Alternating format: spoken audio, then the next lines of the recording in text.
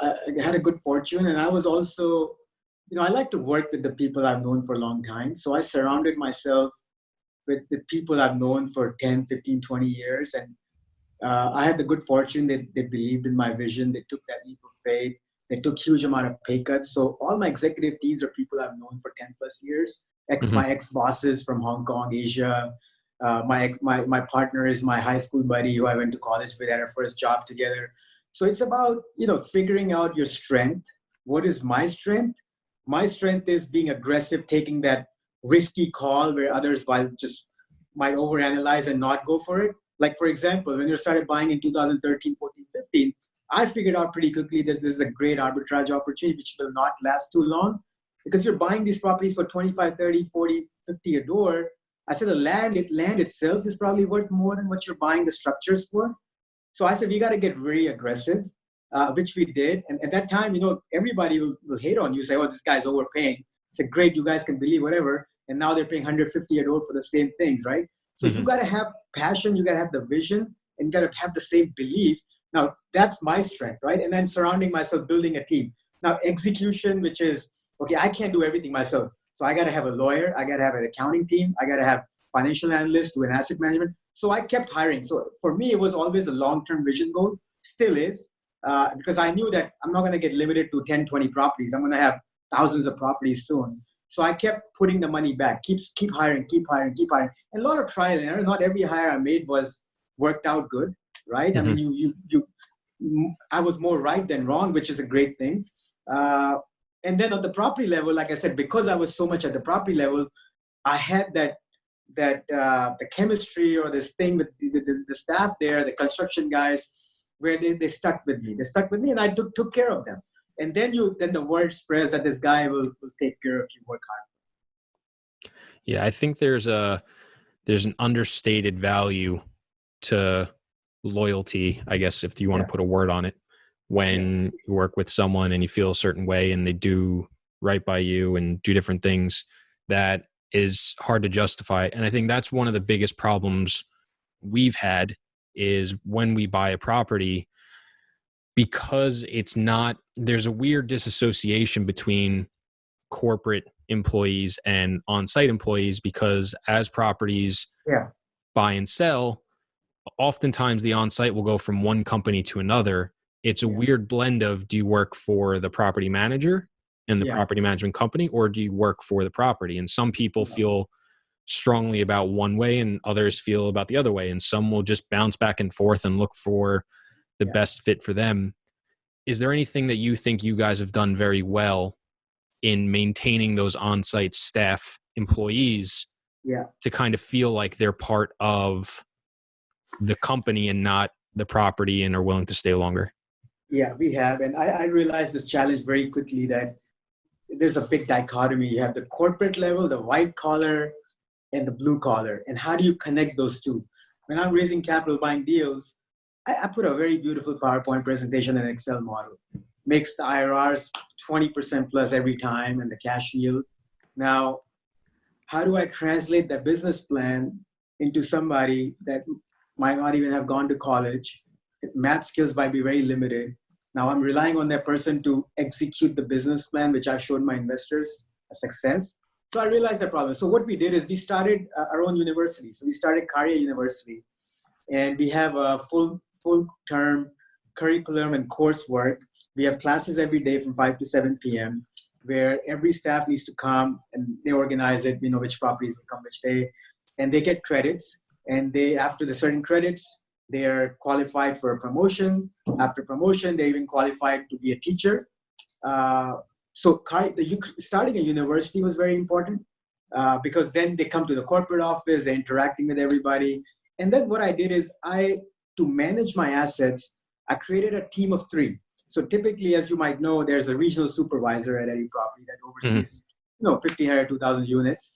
So what I did is, instead of just having a regional supervisor, because a regional supervisor, let's face it, is pretty blue collar in nature too. They've been managers for a few years and they become a supervisor.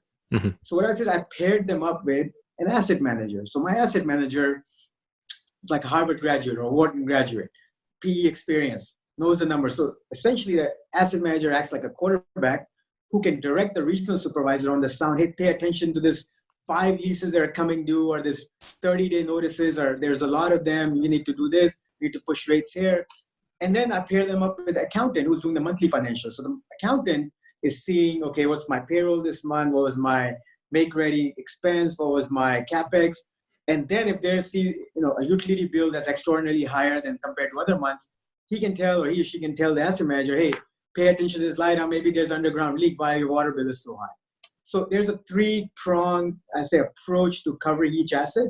And now because we have that's a great, leveler where you can connect the blue collar with the white collar and the corporate and the on-site. Another thing what we did is I stay very involved. So COVID is a prime example. The day one when it started, I sent an email to every employee of mine and said, no matter what happens, everybody will get paid full time, right? No matter what happens. That buys you a lot of loyalty, right? People are so blessed because a lot of these employees, they're paycheck to paycheck kind of employees, right? So they feel very grateful that when their employer is making the step, they're guaranteeing you a full-time pay.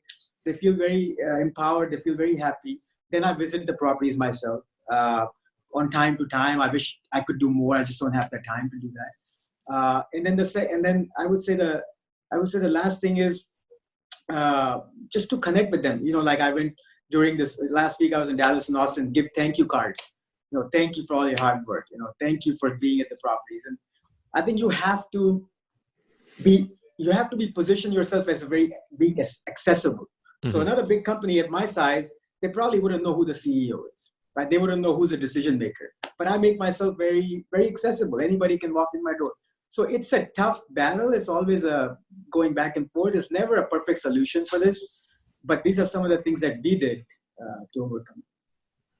I love all that. I think that's incredible. I think the university idea is very intriguing. It's not something I've heard before because I could see that definitely being a hurdle. I know even when we talk with some of our managers and people that work on site, there's always a disconnect between ourselves and them, and you're seeing the same picture but through two different types of lenses, and it gives a different picture for each. So trying to bridge that gap between the two is always an extra difficulty added in. I'm curious, do you do, you obviously have the education piece coming from the blue collar to the white collar. Do you do anything to help someone from a PE background, from a white collar background, help understand more of the physical attributes of the property? Because I know for myself, that's something I've always tried to learn and understand whenever we go visit is question the managers, question the maintenance guys, question the vendors, so I can have a better understanding of where you're talking about HVACs, boilers, chillers. I understand it a little bit, never as much as them. Do you do anything in that regard as well? Absolutely. So like the asset managers, they all are white collar background. So they are required to visit all of their properties once every 2 weeks. So that gives them a flavor. And again, there's always a friction, a good friction, sometimes bad friction between the asset manager and the regional because, regional supervisors have been in this business for, they'll say on the resume, 20 years. Like they were started as a leasing agent, now they're supervisor. They think know everything about the business. Asset manager, 3-4 years out of college, worked at a PE shop or banking. The regional supervisor sometimes like, well, he or she doesn't know what really property management is. So sometimes you have to step in, the executive team have to step in the way. So it's a good friction sometimes. And sometimes it takes some effort to bridge that gap, but they're required to visit the properties. Another thing what I missed is to bridge that gap between the corporate and on-site is like 6 months ago, we hired a culture coach.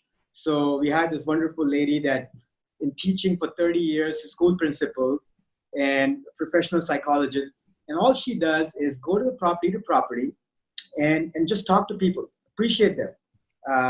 Because a lot of times when me and you or asset managers, when we end up going to the properties, what do we ask? We ask about what's the occupancy, what's the collection, what's my delinquency, what do you need? But nobody asks and talk to them about their personal life. And all of us know the backgrounds of the on-site employees is not, somewhere where, very, something to advertise. So sometimes just sit down and talk to them. How are your kids? How's your family doing? And that makes a big difference. I'll tell you a perfect example. One of the properties, a small property, 180 units. We were on the verge of firing this manager because our occupancy was like close to 80%. And I sent Miss Marita, that's our culture coach, like, go see the property, talk to the manager. Literally, she spent about a week with her, hour a day, and the property is 100% leased now, right? And it's unbelievable when you talk to people, you hear their concern, you appreciate what they do. It makes a huge difference in people's mind. So what about, because I think that's a really interesting example, and if you're okay talking a little bit more specifically about it, what was something, or if you know, what was something that came about from that conversation that so drastically made it change? Was it just something in their personal life? Was it, some sort of hiccup that she was able to bridge the gap? Yeah, it's a mix of both, right? So she had issues in her personal life, and then she didn't feel appreciated, right? She thinks like she's fighting like a losing battle, right? Like nobody appreciates the work, and it's not easy, man. It's not easy to be a property manager. You have so many like angry tenants. They have so many issues. They're constant yelling. So there's a lot of pressure. Sometimes we discount the fact that their job is not as difficult, but just dealing with people is not an easy. I mean, I'd rather sit in my office and do work on my iPhone, and I get a lot accomplished. But when you have to talk to people, solve real life problems, when you tell somebody that, hey, we'll fix your AC in 48 hours, it's been 1 week, we haven't got the AC done. I mean, that's not a pretty situation to deal with. So just sitting down with her and telling her that, look, everybody appreciates the work she's doing. We understand the property is struggling, but don't worry about it. You're not going to lose your job. And that's it. Just a simple message. Yeah. So I think that you're right, because the on-site team, they're dealing with shit that you can't even imagine. I mean, even on our weekly calls when we're talking, this person had this issue and that issue, and it rolls off their back because it's like day to day, and you sit there at the top seat, and you're like, I can only imagine dealing with that stuff day by day. And each property is different. 100-unit property is different than a 400-unit property, and that person is the quarterback of that community. And I think sometimes, just getting into their life on, hey, what's going on? Forget what, that little piece sometimes just changes everything. That, wow, someone's willing to care, and it's not just getting beat to death by tenants on a day-to-day basis. I think little things like that can get so much out of employees that, most people don't even think about. Absolutely.